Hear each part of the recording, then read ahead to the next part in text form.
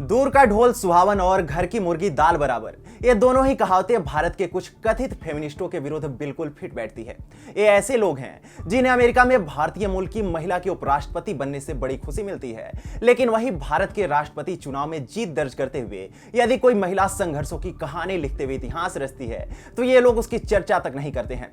यह रवैया इनके दोगलेपन की पराकाष्ठा को प्रतिबिंबित करता है। नमस्कार, आप देख रहे हैं TFI, जो है देश का सबसे विश्वसनीय ऑल्टरनेट न्यूज मीडिया पोर्टल, और मैं अवनीश तिवारी आपको उन कथित फेमिनिस्टों के दोगले चरित्र से अवगत कराऊंगा जिन्होंने कमला हैरिस के उपराष्ट्रपति बनने पर जमकर ढोल पीटा, लेकिन द्रौपदी मुर्मू के राष्ट्रपति बनने पर इन्हें सांप सूंघ गया है। उससे पहले अगर आपने हमारे चैनल को सब्सक्राइब नहीं किया है तो जल्द से जल्द इसे सब्सक्राइब कर लें और वीडियो पसंद आए तो कमेंट सेक्शन में अपनी प्रतिक्रिया भी दें। तो आगे बढ़ते हैं। दरअसल देश को अपना 15वां राष्ट्रपति मिल चुका है और 21 जुलाई को आए नतीजों में एनडीए उम्मीदवार द्रौपदी मुर्मू ने विपक्ष के संयुक्त उम्मीदवार यशवंत सिन्हा को मात दे दी। यह देश के लिए गर्व का विषय है कि पहली बार कोई आदिवासी महिला देश के राष्ट्रपति का पद संभालेंगी। वहीं खास बात यह है कि भाजपा ने सामाजिक ताने बाने को ध्यान में रखते हुए द्रौपदी मुर्मू के नाम का ऐलान किया था, जिसका नतीजा यह हुआ कि पार्टी लाइन से हटकर विपक्षी दलों के विधायकों और सांसदों ने भी मुर्मू के समर्थन में वोट डाला। इसका नतीजा यह हुआ कि मुर्मू ने 60% वोटों से जीत हासिल की। अब भले ही राजनीतिक दलों ने पार्टी लाइन से हटकर कदम उठाया, लेकिन कई कथित पत्रकार और विचारधारा के गुलाम लोग तो मुर्मू के खिलाफ जहर घोलने से बाज नहीं आए। कथित पत्रकार संयुक्ता बसु ने लिखा कि भाजपा जैसे राज्यपाल तय करती थी, पार्टी ने बहुमत के दम पर उसी तरह राष्ट्रपति के तौर पर मुर्मू का नाम तय कर लिया। इसलिए संयुक्ता का कहना था कि जब तक वो मुर्मू का काम नहीं देख लेती तब तक कोई प्रतिक्रिया नहीं देंगी।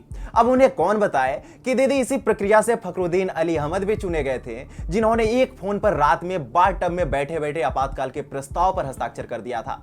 वहीं भारत के कई पत्रकार और बॉलीवुड के स्वयंभू एक्टिविस्ट जो हर छोटी छोटी बात पर ट्वीट करते हैं, उन लोगों ने भी द्रौपदी मुर्मू की जीत पर कोई टिप्पणी नहीं की। कुछ लोगों ने मुर्मू को बधाई दी भी तो एक तरीके से तंज कसा, जो कि अजीबोगरीब है। ऐसे में आप सोच रहे होंगे कि उन्होंने ट्वीट नहीं किया, बधाई नहीं दी तो क्या हो गया, लेकिन खास बात यह है कि ये वो लोग हैं जो कि अमेरिका में भारतीय मूल की नागरिक कमला हैरिस के उपराष्ट्रपति बनने पर ऐसे उछल रहे थे मानो इनके चचा की लड़की ही कमला हैरिस हो, जिन्हें उपराष्ट्रपति बना दिया गया। संयुक्ता बसु से लेकर साक्षी जोशी, बरखा दत्त जैसे पत्रकार हों या तापसी पन्नू से लेकर स्वरा भास्कर और अनुराग कश्यप जैसे अभिनेता, इन सभी ने कमला हैरिस की जीत को भारत की बेटी की जीत बताते हुए उनके संघर्षों की कहानी का गुणगान करना शुरू कर दिया था और ट्विटर पर कमला हैरिस की गुणगान की बाढ़ सी आ गई थी। वहीं सभी लोग आज द्रौपदी मुर्मू की जीत पर ऐसे मुंह बनाए बैठे हैं जैसे उनका खिलौना कोई लेकर भाग गया हो। ऐसे में सवाल उठता है कि क्या एक आदिवासी महिला जिन्होंने अपने परिवार के मृत होने का गम झेलकर